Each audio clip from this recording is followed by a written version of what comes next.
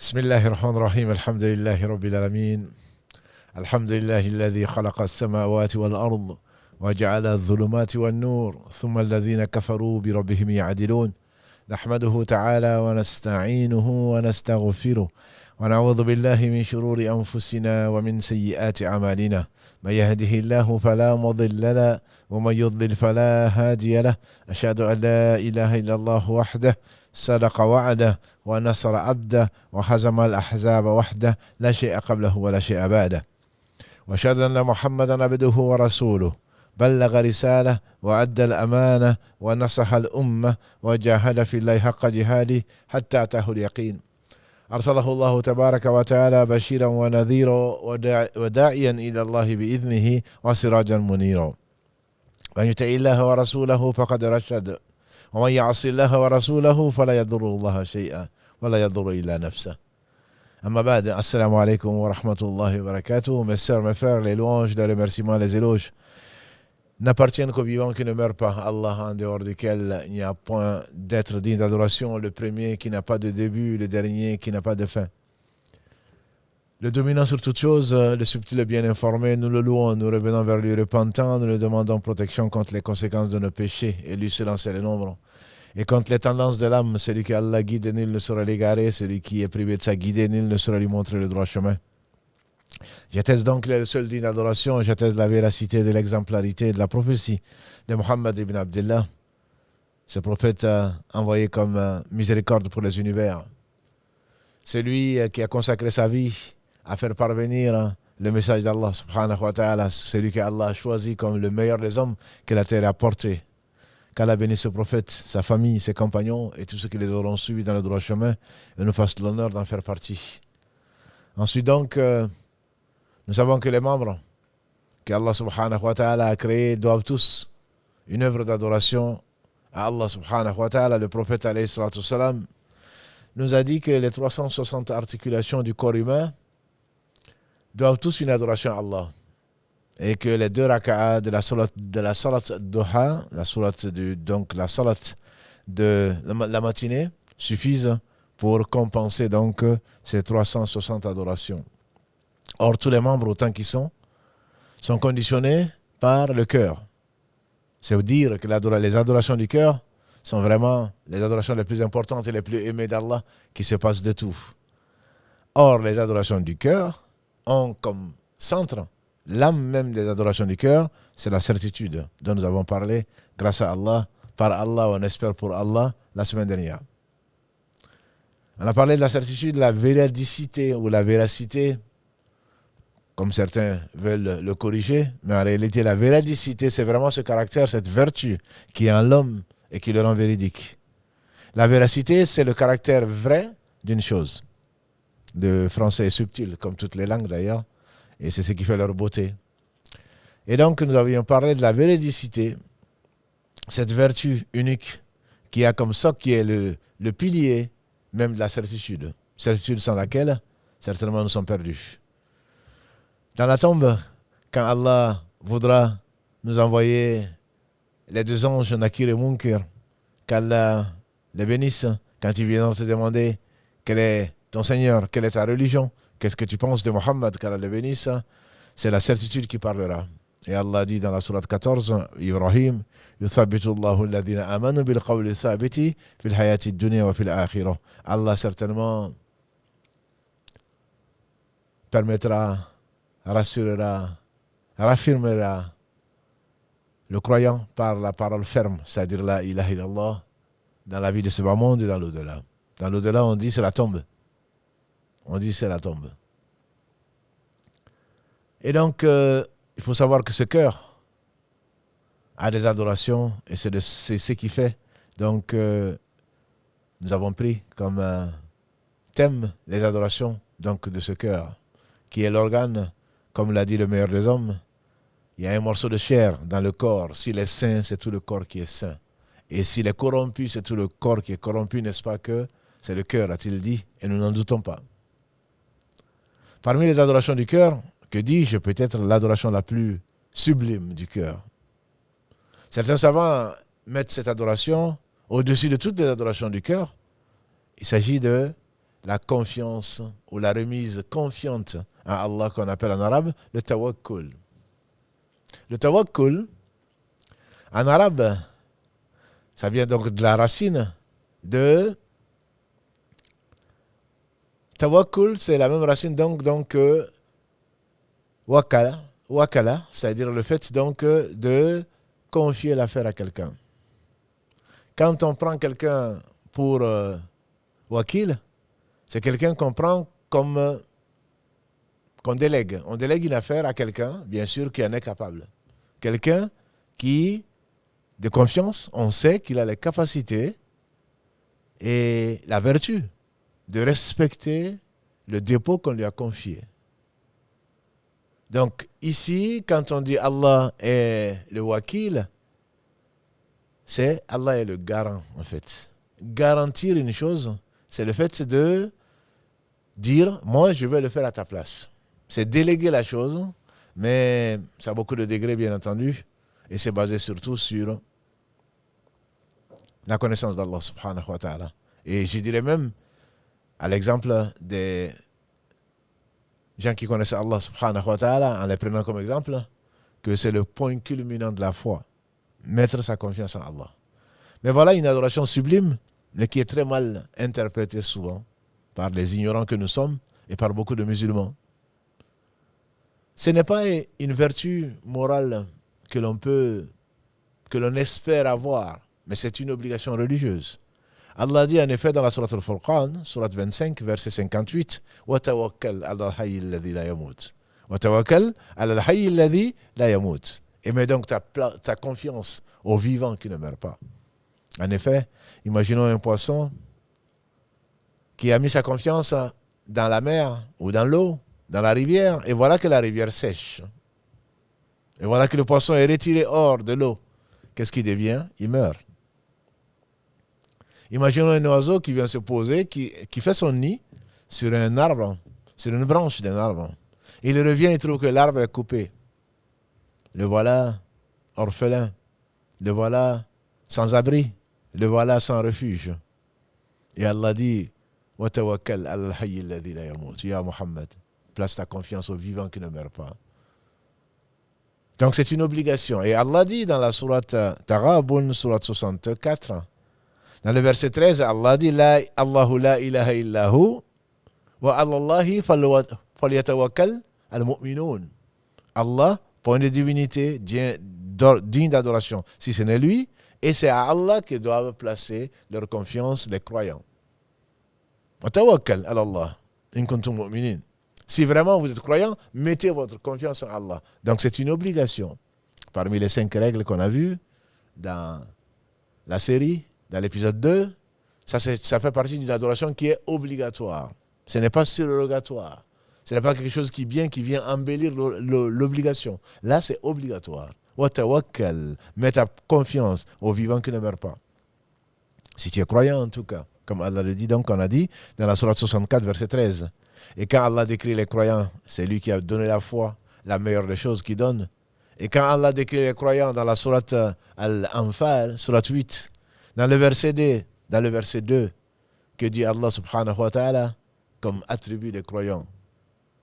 Innamal mu'minuna alladhina, sont seuls les croyants sont. Et en fait, les vrais croyants sont seulement ceux qui. Innama, certes, en vérité, al-mu'minun, innamal mu'minuna alladhina, idha dhukra Allah, wajilat qulubuhum. Idha dhukra Allah, wajilat qulubuhum. Quand Allah leur a mentionné, quand ils se rappellent Allah, leur cœur se met à frémir. Wa idha tuliyat alayhim ayatuhu, zadathum imana. Et quand les versets d'Allah leur sont récités, leur foi augmente. Zadathum imana wa ala rabbihim yatawakkalun. Et à leur Seigneur, ils placent leur confiance. Et bien d'autres versets où Allah subhanahu wa ta'ala nous dit, nous garantit la foi, les œuvres, la destination des croyants, mais les croyants à condition qu'ils soient les véritables croyants, c'est-à-dire qu'ils mettent leur confiance en Allah. Ce n'est pas un vain mot. Le fait de faire confiance n'est pas un vain mot. Mais ce n'est pas non plus contradictoire avec le fait de prendre des causes secondes, comme on le verra, Inch'Allah, à l'exemple des prophètes, que Dieu les bénisse, qui étaient, bien entendu, les plus croyants. Le fait de placer sa confiance en Allah subhanahu wa ta'ala est basé avant toute chose sur la connaissance. En effet, Allah subhanahu wa ta'ala, on sait que c'est lui qui détient tout dans sa main. C'est lui qui élève. C'est lui qui rabaisse. C'est lui qui donne. C'est lui qui prive. Il est capable de toutes choses. Il est omnipotent. Il est omniscient. Ce n'est pas parce que tu es dans une situation que lui, il sait tout, y compris l'angoisse que tu as, le stress que tu as, les soucis que tu as, les envies que tu as, les besoins que tu as. Et comme il est bon, subhanahu wa ta'ala, comme il est miséricordieux, comme il est généreux, comme il est riche, et tout autre que lui est pauvre, tu peux, par connaissance, tu peux, par reconnaissance, tu peux, par amour d'Allah subhanahu wa ta'ala, parce qu'il est celui qui ne déçoit jamais. Tout autre que lui déçoit. Et donc ce Seigneur subhanahu wa ta'ala te demande de le connaître. C'est pour cela que la plus grande des sciences est la connaissance d'Allah. Parce que comment tu peux aimer ce que tu ne connais pas? Et quand tu connais Allah, nécessairement tu l'aimes. Il t'a tout donné. On a déjà vu ça combien de fois dans la sourate An-Nahl, sourate 16, verset 53. Tout bienfait que vous avez, ça vient d'Allah. Allah nous oblige, nous incite, nous invite à l'appeler, à lui demander. Tout autre que lui, Allah se fâche contre celui qui ne lui demande pas. Allah, plus tu le demandes, plus il te donne. Plus il t'aime, plus il te rapproche. Quant à autre que lui, plus tu demandes, plus il te déteste. Il va jusqu'à te haïr. Quand il va te voir, il va changer de route. Tu as demandé aux gens que tu aimes et qui t'aiment. Mais parce que la nature humaine est comme ça. Allah seul est parfait. Tu demandes à quelqu'un, peut-être qu'il est content. Il te donne, en espérant que c'est la dernière fois. Tu demandes une seconde fois. Il te le donne avec moins d'enthousiasme. Tu lui demandes une troisième fois. Dès qu'il te voit, encore il va venir demander. Encore il gère mal ces choses, comme si lui gère bien les choses. Alors que c'est une occasion pour Allah subhanahu wa ta'ala de tester sa sincérité et de lui accorder plus, de le purifier. C'est la raison pour laquelle Allah subhanahu wa ta'ala n'a pas d'égal. Il n'a pas de compagnon. Il n'a pas d'enfant, il n'a pas d'assistant, tout autre que lui est pauvre. Il est Al-Qayyum. Il est le vivant, alors que les djinns et les hommes meurent, dit le prophète sallam, et nous en avons la preuve, au moins pour les hommes. Et il est Al-Qayyum, Al-Hayyu Al-Qayyum. Allahu, la ilaha illahu, Al-Hayyu Al-Qayyum. Nul être digne d'adoration si ce n'est lui, c'est le vivant, on traduit ça par l'absolu. En fait, ce n'est pas l'absolu. Al-Qayyum, c'est celui qui est le subsistant. Il subsiste par lui-même. Il n'a besoin de rien. Mais en même temps, tout a besoin de lui. Tout a besoin de lui. Sans Allah, rien n'existe. C'est pour cela que, si on veut résumer la connaissance que l'homme peut avoir de son Seigneur subhanahu wa ta'ala, dans l'aspect remise confiante, je le résumerai ça par la hawla wa la quwwata illa billah. Il n'y a de puissance ni de mouvement que par Allah. Il n'y a de puissance et de mouvement que par Allah. Donc c'est la connaissance d'Allah subhanahu wa ta'ala qui amène l'homme à mettre sa confiance en Allah. Pourquoi mets-tu ta confiance? Pourquoi délègues-tu? Pourquoi tu cherches une garantie? On sait que les assurances en islam sont interdites. Ne sont permises, autorisées plutôt, parce qu'elles sont toutes interdites, ne sont autorisées que celles qu'on nous rend obligatoires. Je pense à l'assurance de la voiture, si on est obligé de se déplacer en voiture.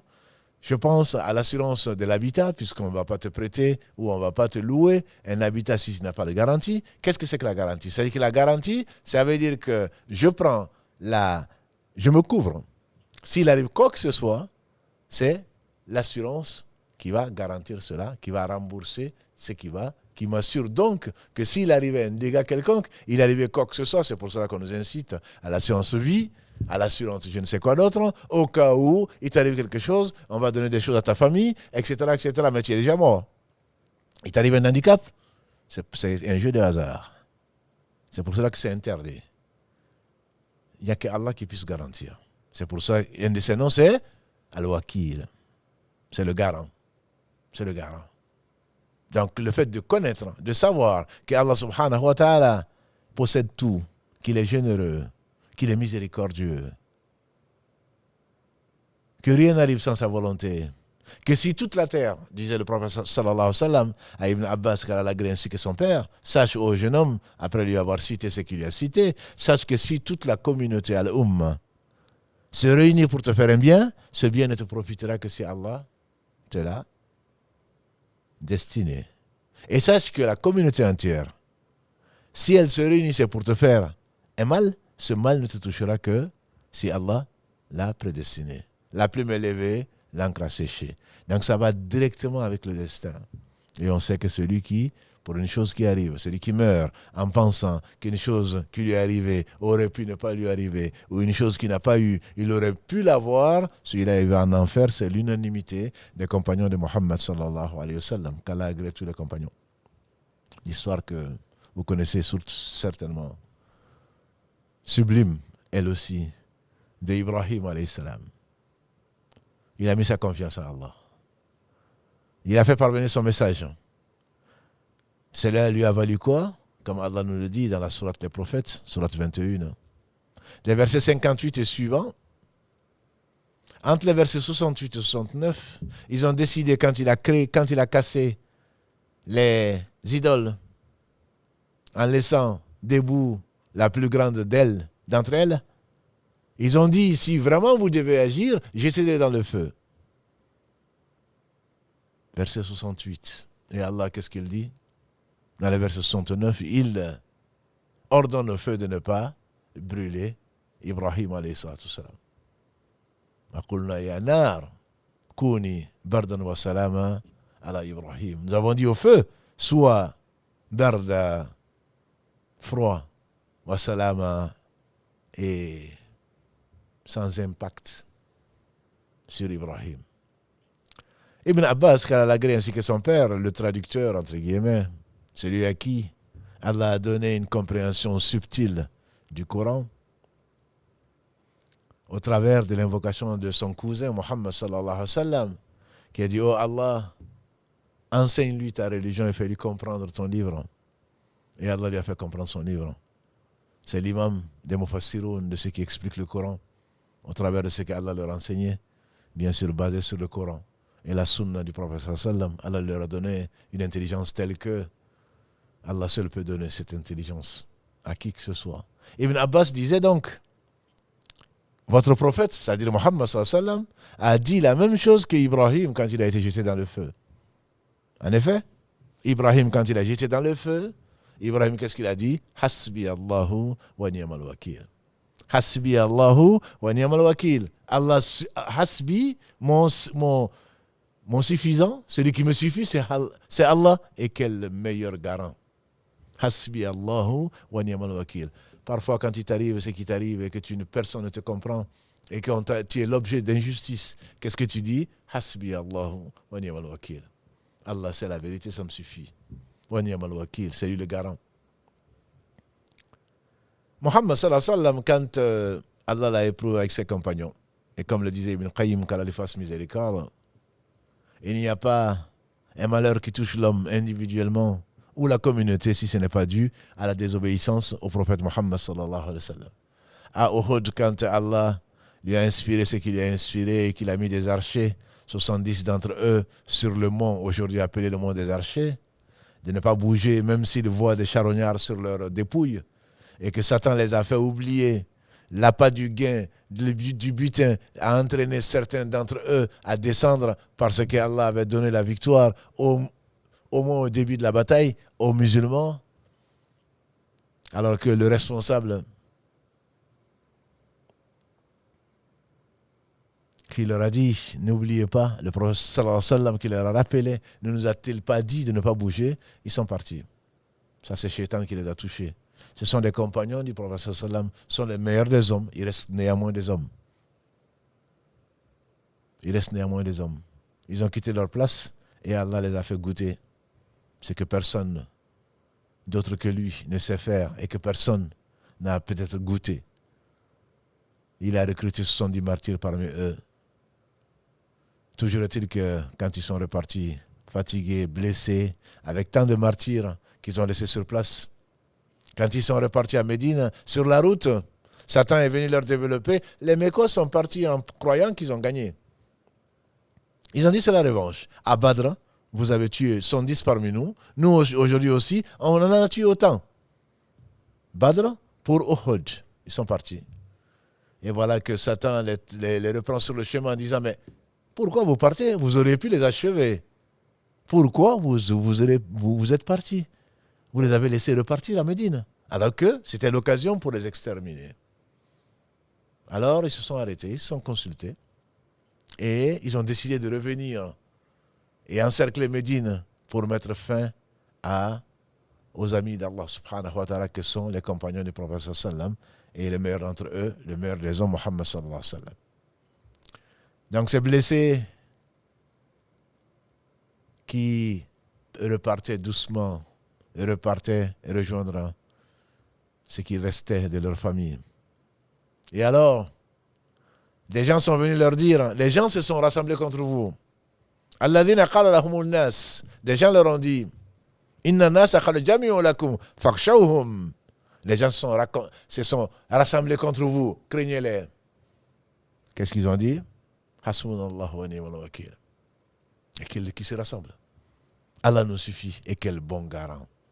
Ibn Abbas disait donc que le prophète Mohammed, quand les gens lui ont dit, l'ont menacé que les Mécois sont sur leurs traces, qu'ils reviennent pour les exterminer, qu'est-ce qu'il a dit? Hasbi Allahu wa ni'mal wakil.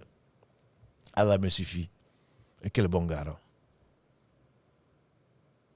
C'est lui, en effet, qui transforme le feu en douceur, qui transforme l'angoisse en joie. Nous avons passé plus d'une dizaine d'épisodes sur la sourate Yusuf.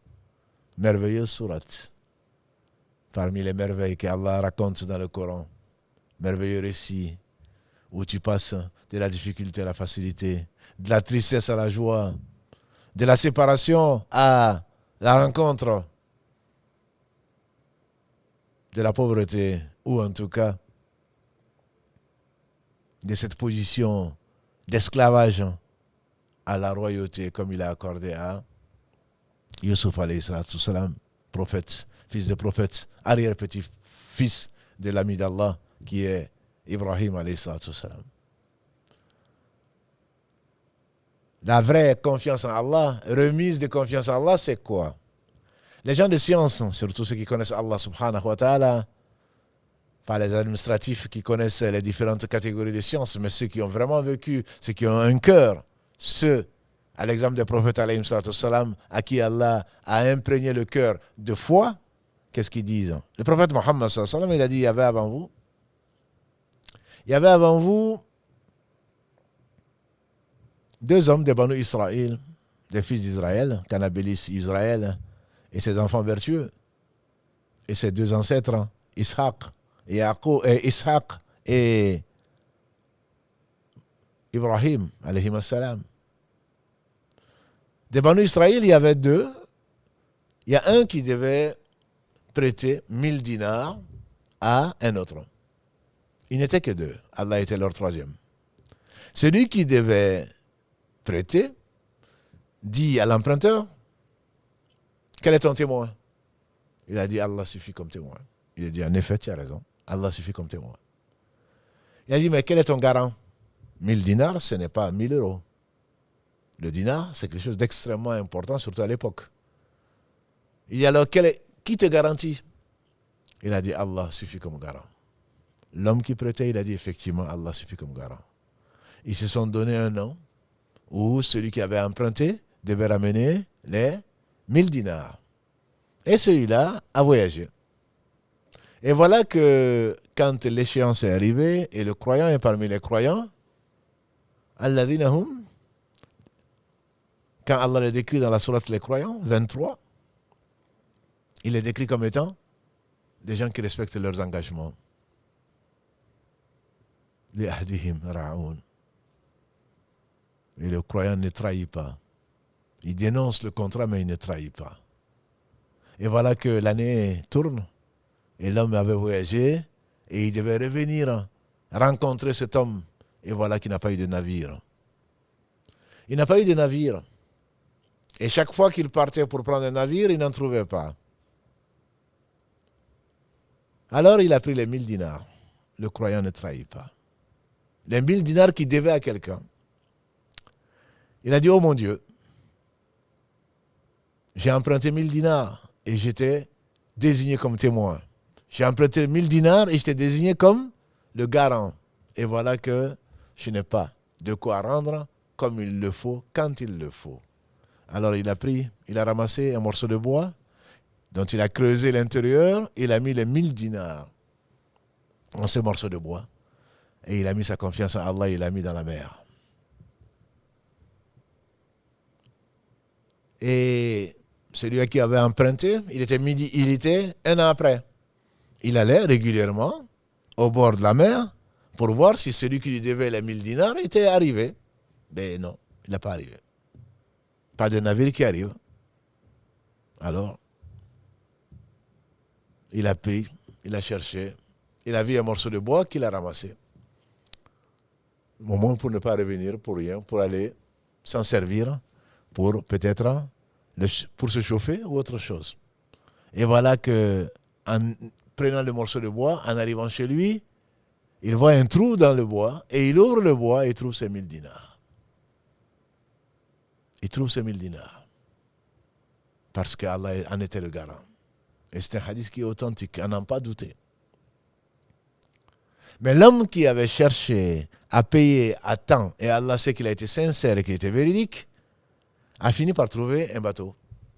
Il est venu et il a rencontré l'homme à qui il devait. Il a dit, vois-tu, j'ai cherché le bateau autant que tant de fois qu'il fallait et je voulais te rendre, mais voilà que je n'ai pas eu de bateau, etc. L'autre lui dit, mais de quoi tu me parles? Il dit, mais crois-moi, crois ce que je te dis. Il a dit, mais Allah m'a ramené les 1000 dinars que tu as mis dans le morceau de bois. Parce qu'on a pris Allah comme garant. On a pris Allah comme garant. Et Allah suffit comme garant. La garantie d'Allah, la remise confiante en Allah, à 7 niveaux, voire plus. Ce qui est obligatoire, disent les savants, c'est de prendre les causes. La première des choses, plutôt, c'est le fait de savoir que Allah seul est la cause première. La hawla wa la quwwata illa billah, il n'y a de force et de puissance que par Allah. Nous avons dit, la première des bases, c'est le fait de connaître Allah. Tu lui confies l'affaire. Si tu ne connais pas quelqu'un, comment tu vas lui confier? Comment tu vas lui accorder la main de ta fille? Comment tu vas lui confier une affaire à gérer alors que tu ne connais pas ses compétences? Tu ne connais pas ses vertus et ses défauts. Allah n'a pas de défauts. Donc en connaissant Allah, tu sais que c'est le parfait dans son être, dans ses noms et attributs, dans tous ses actes qui oscillent entre sa miséricorde, sa générosité, sa bonté d'une part et sa justice de l'autre part qui est basée sur son omniscience et sa sagesse. Donc confie l'affaire à Allah. Confie l'affaire à Allah. Donc ça c'est basé sur la connaissance d'Allah subhanahu wa ta'ala. Et les prophètes sont venus, entre autres, tous sans exception, pour nous faire connaître Allah. La deuxième chose, c'est de prendre les causes. Cet homme, qu'est-ce qu'il a fait? Il a pris un morceau de bois. Il a mis ses 1000 dinars dedans et les a mis dans la mer. Les causes, c'est Allah qui les a créées pour arriver à des buts. Pourquoi nous disons ça? C'est la deuxième. Celui qui ne prend pas les causes, certainement, il déforme complètement l'islam. Que dis-je? C'est un sens, c'est la preuve de l'ignorance même. En effet, les prophètes, alayhi salam, ils ont travaillé. Et pourtant, le prophète, alayhi salam, quand il jeûnait, le jeûne continue, ses compagnons lui disent, mais on va faire comme toi. Et il dit, ne jeûnez pas en continu. Ils disent, mais toi tu le fais. Il dit, moi mon Seigneur me donne à manger, à boire. C'est-à-dire, même quand il jeûne, Allah l'abreuve. Allah le nourrit. Mais néanmoins, il a été berger. Il n'est pas le seul. Il a dit, tous les prophètes ont été bergers. C'est-à-dire au service, travailler au service des autres pour quelques dinars, pour quelques dirhams, pour pouvoir vivre. Personne, a-t-il dit, n'a mangé plus pur que Daoud, alayhi salam. Il fabriquait des côtes de mailles dont il faisait l'origine de ce qu'il mangeait. Personne n'a mangé aussi pur que Daoud. Nuh, alayhi salam, c'était un artisan. Et pourtant, Allah lui a dit que personne de son peuple, comme il le dit subhanahu wa ta'ala dans la sourate 11 en particulier, Hud, personne de ton peuple ne croira. Construit l'arche. Il va construire l'arche. Et il va mettre les 80 familles à peu près, disait Ibn Abbas, dans ce bateau pour voguer. Il aurait pu dire, mais l'eau, c'est Allah qui l'a créée. Je vais glisser sur l'eau. Non. Ils ont tous vécu de ce que leur main a fabriqué. Celui qui était artisan. Celui qui était berger fut berger. Celui qui faisait autre chose.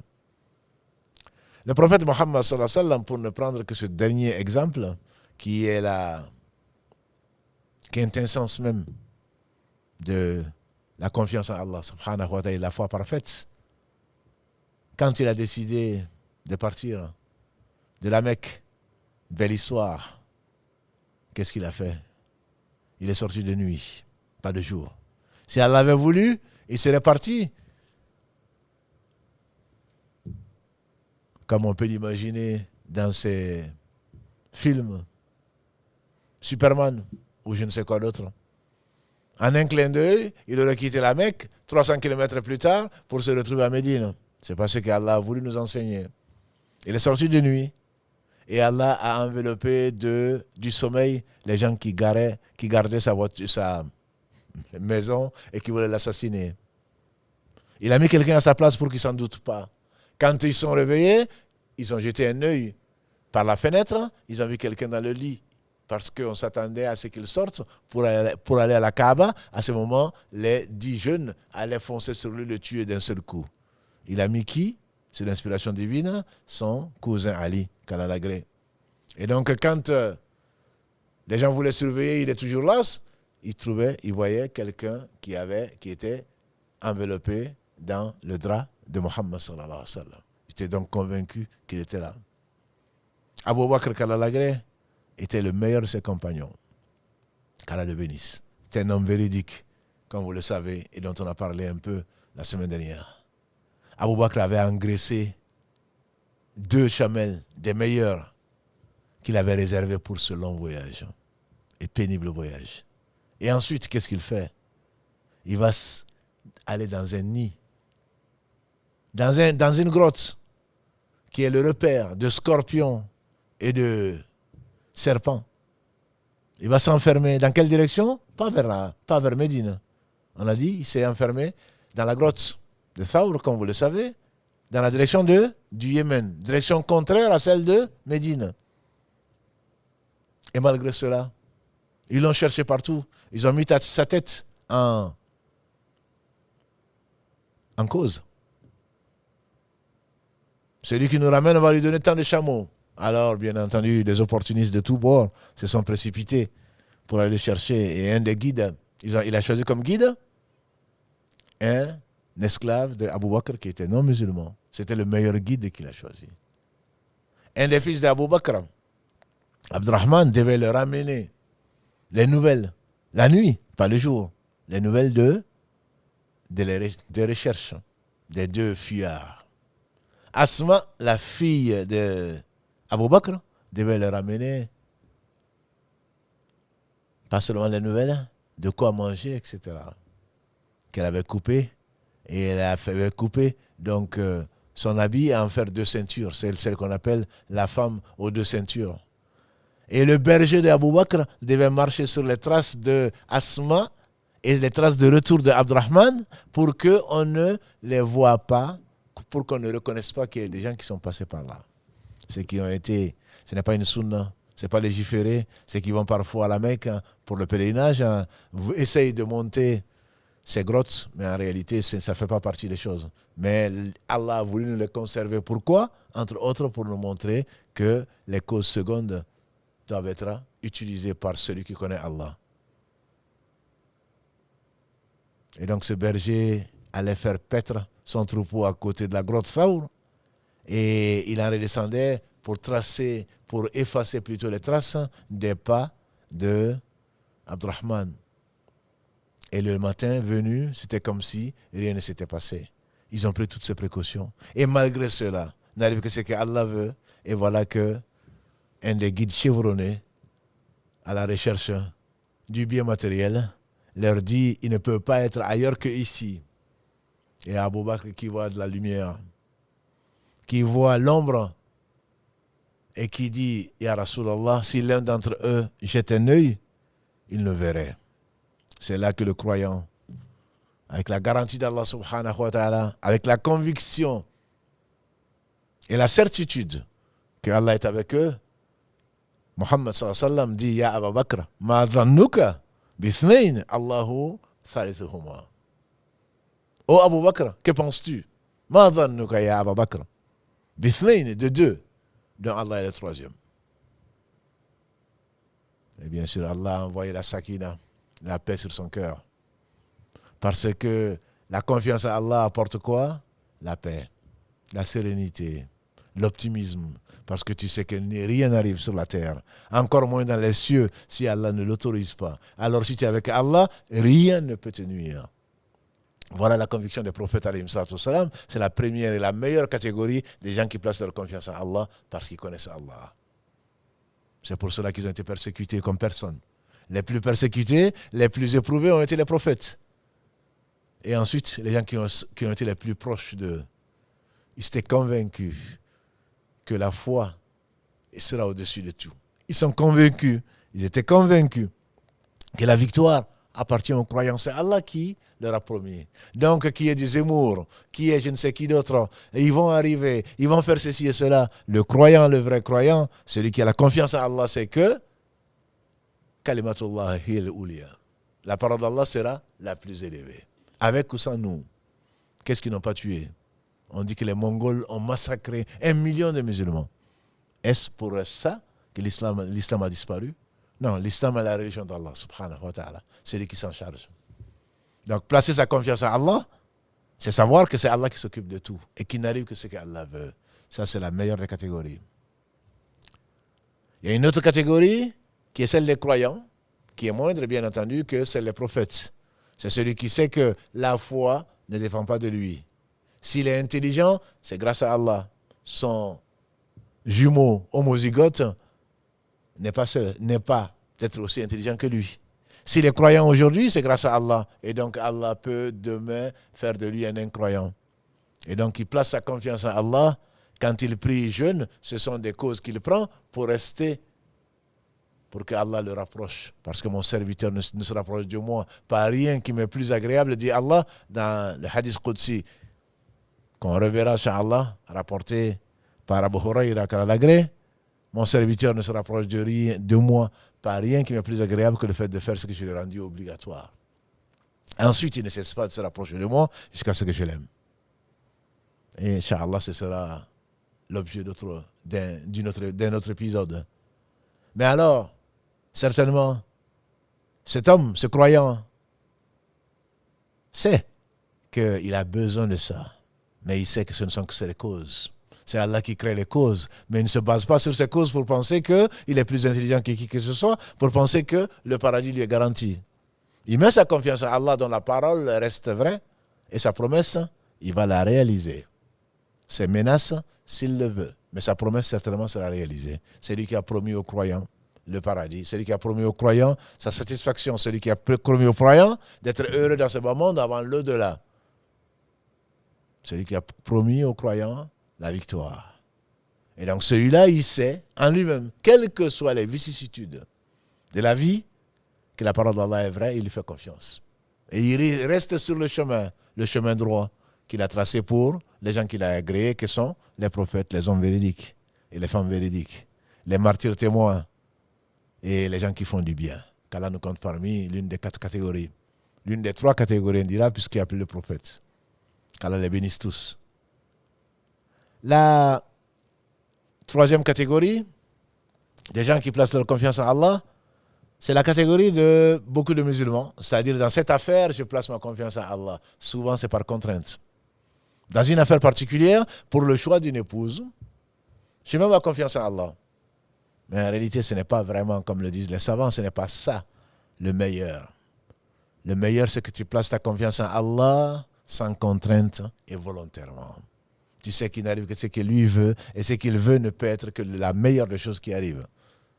Alors, le prophète alayhi salam nous a enseigné un certain nombre de choses dans l'istikhara que beaucoup d'entre nous font à l'occasion d'une demande de mariage. On m'a demandé la main, donc je vais faire 2 rakats pour demander à Allah si cette affaire est bonne. Mais en laissant une place à leur passion. C'est un beau jeune homme, c'est une fille magnifique. Elle a de belles vertus. Et donc, forcément, elle va être la meilleure, elle va être une bonne mère pour mes futurs enfants, ou un bon père. Et en plus, il est riche. Et en plus, ceci.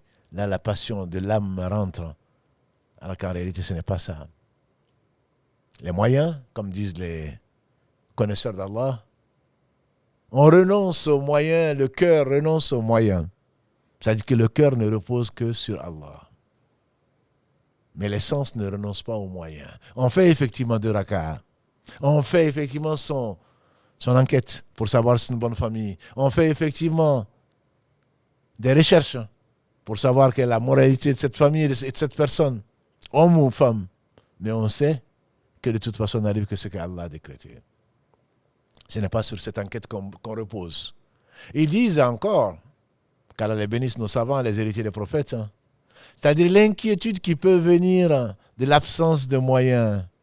La belle-mère n'est pas d'accord, le père non plus, et ceci et cela, et d'autres lui ont demandé la main, et elle aura à choisir l'inquiétude, l'anxiété, qui peuvent t'amener à aller faire de la sorcellerie, qu'Allah nous en préserve, qui peuvent t'amener à faire des choses, à avoir des insomnies, alors que tu devrais avoir l'insomnie par rapport à ce qui t'attend dans l'au-delà, au grand examen, au grand oral, le jour du jugement dernier.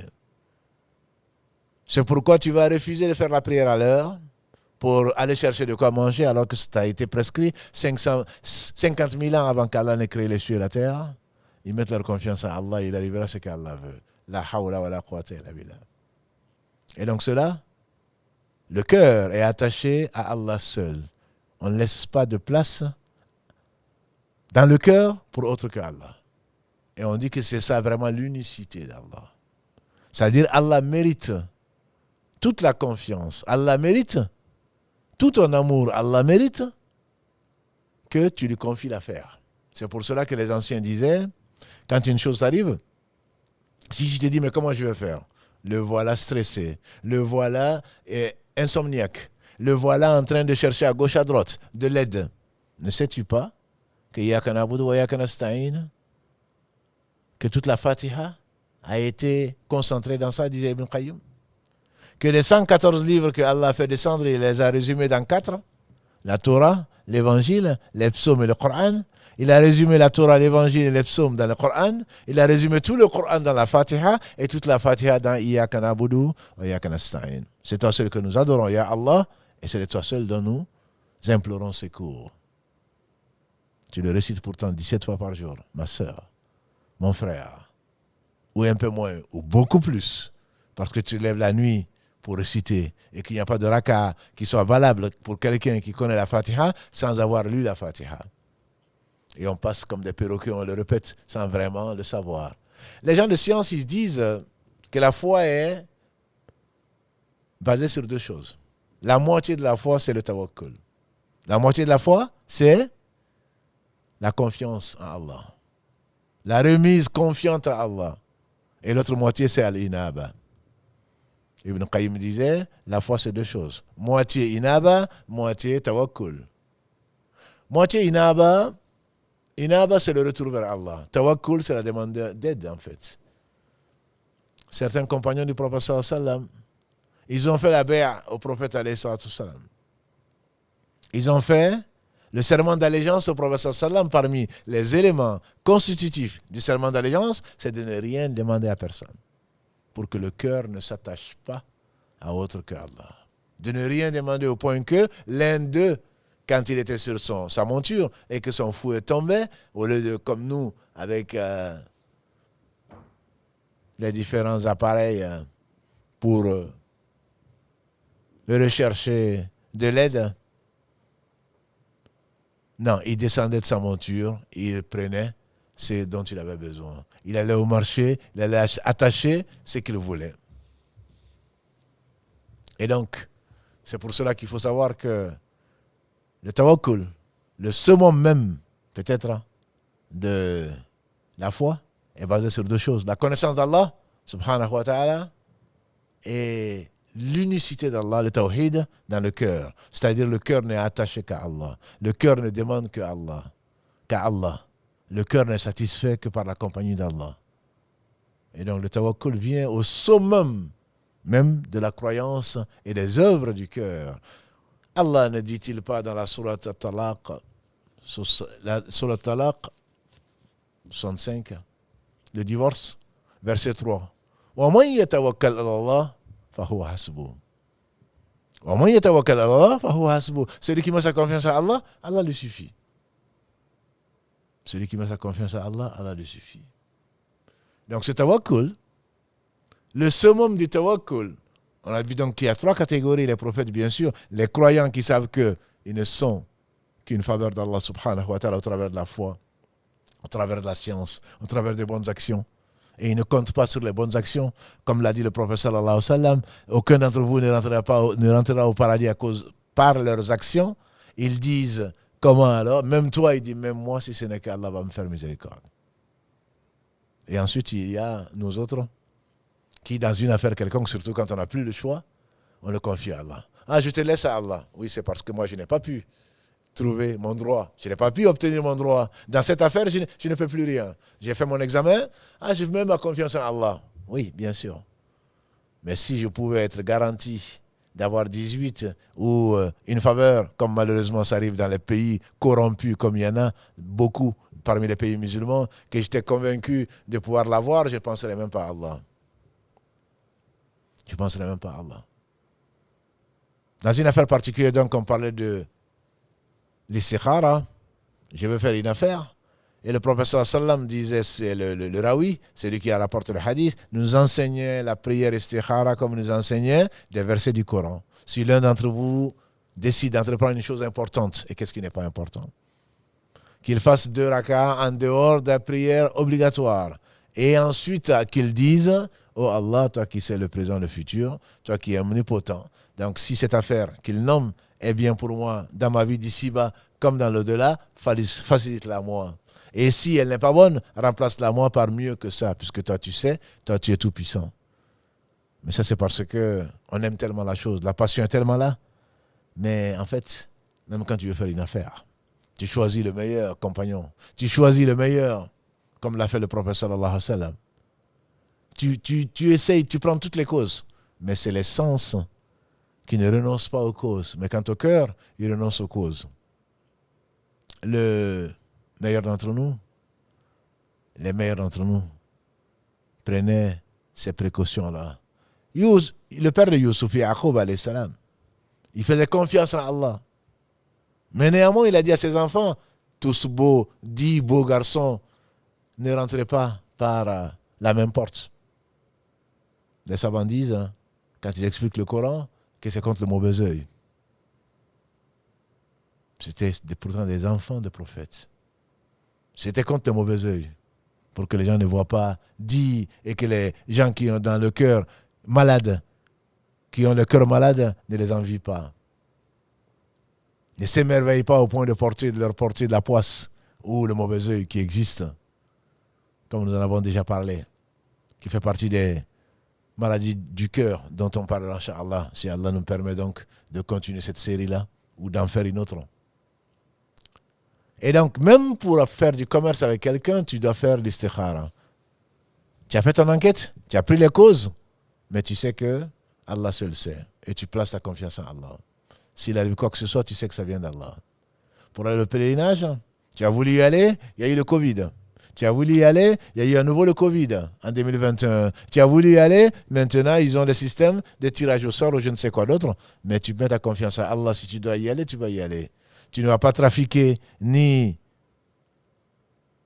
comme Shaitan te le propose, entre les agences qui te proposent de faux passes, de vaccins. Ou alors de changer, carrément, on a entendu, de changer ton acte de naissance.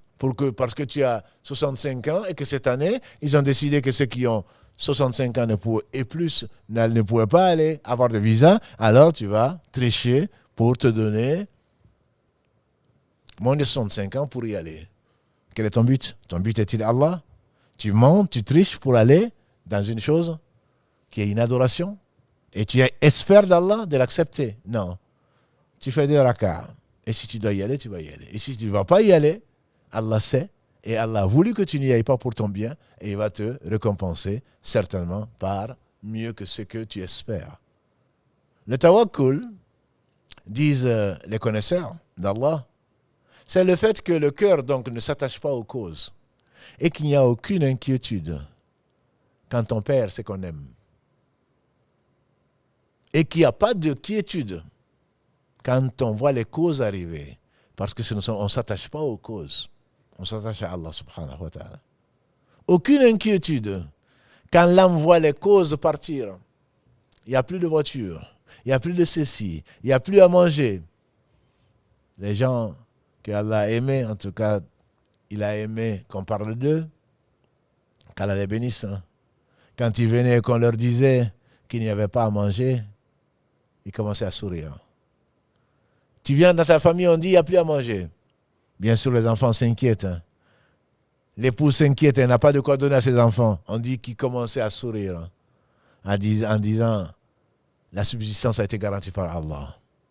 Et il y en a eu plus des histoires qui nous ont montré que la personne couchée, elle fait ses invocations, elle retrouve des sacs pleins de nourriture. Et c'est facile à Allah qui t'a créé sans rien. Et il n'a besoin de rien. Quand tu veux qu'une chose soit, il suffit qu'il dise soit, et elle est. Et on raconte cette histoire belle, ce récit d'un homme qui s'est réveillé dans la nuit, invoquant son Seigneur parce qu'il lui faisait confiance. Ya Allah, viens à mon secours. Et voilà qu'un homme vient sur un cheval en l'ayant entendu, et qui lui vient avec un sac d'argent. Il lui dit, je suis un tel. Je suis un tel et j'ai entendu ta plainte à Allah. Je t'amène ceci en pleine nuit. Et d'ailleurs, si tu as besoin de quoi que ce soit, viens me voir. Je m'appelle un tel, je suis connu dans le village. On dit que l'homme lui a dit, après l'avoir remercié, je suppose, puisque le professeur Sam nous dit, celui qui ne remercie pas les gens ne remercie pas Allah. Il a dit, si j'ai besoin de quoi que ce soit, je demande à celui qui t'a réveillé dans cette nuit pour venir m'apporter ce qui m'a destiné. Pour m'apporter ce qui m'a destiné. 50 000 ans avant qu'il n'ait créé les cieux et la terre. Il t'a destiné ce que tu auras. Alors pourquoi mentir? Pourquoi se donner autant de mal? Pourquoi désobéir à Allah pour arriver à ce qu'il a déjà décrété? Et tu n'auras que ce qu'il a décrété. C'est pour cela qu'un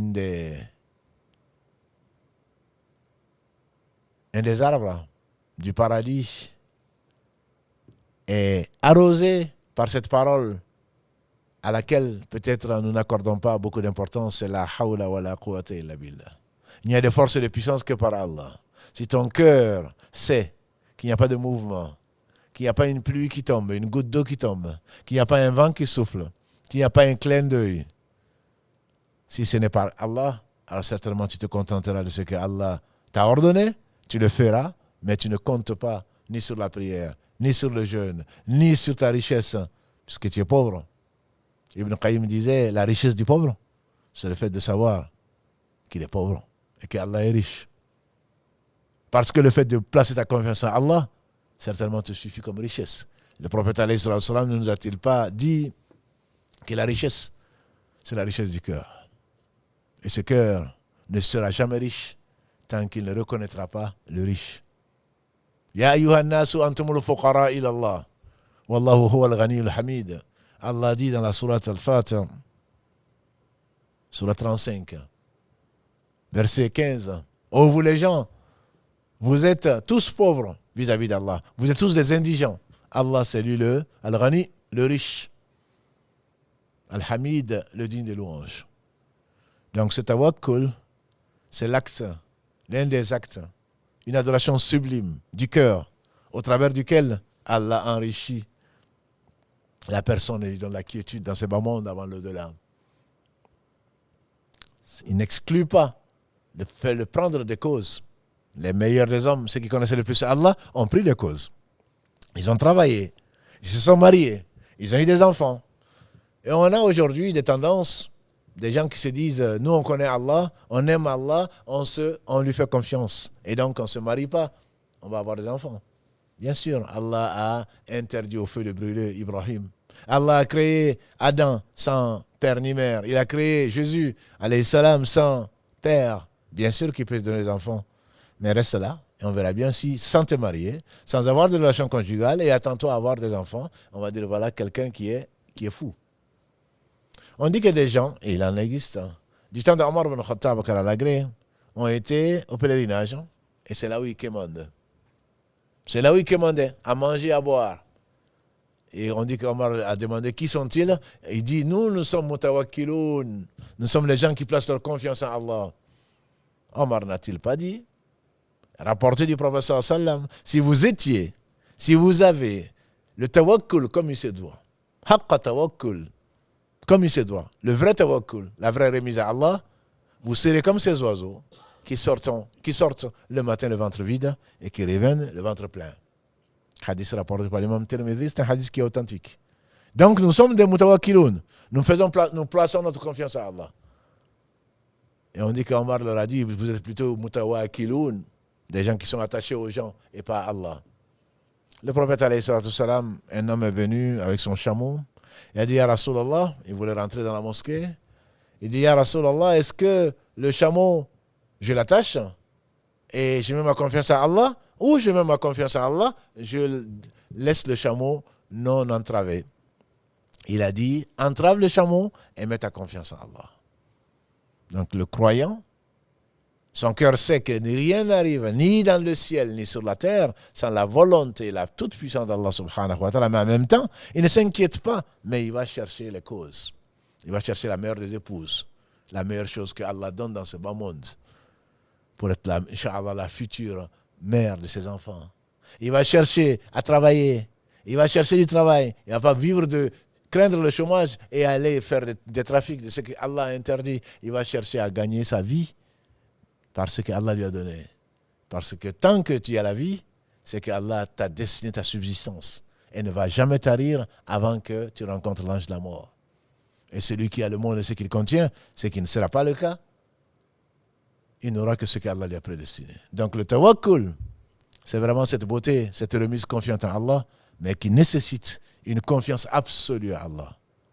Mais en même temps, de prendre les causes secondes que Allah a créées pour arriver, s'il le veut, au résultat que tu escomptes. Qu'Allah nous compte parmi les gens à qui il explique, à qui il fait comprendre la religion comme il se doit, qu'Allah subhanahu wa ta'ala, béni est-il, nous accorde cette confiance. C'est cette confiance qui, entre autres, c'est une des vertus qu'Allah a accordées aux 70 000 personnes qui rentrent au paradis sans qu'il leur demande des comptes. Qu'Allah nous compte parmi ceux-là. À la fin du hadith, très beau, le prophète, et c'est ceux qui placent leur confiance en Allah. Donc c'est bien plus que la langue, c'est vraiment dans le cœur. C'est un acte d'adoration des plus sublimes du cœur, qu'Allah nous rende sincères, qui nous donne la certitude, qui nous place parmi les gens qui mettent leur confiance en Allah en réalité, haqqa tawakkul, et qu'il bénisse Mohammed, sa famille, ses compagnons.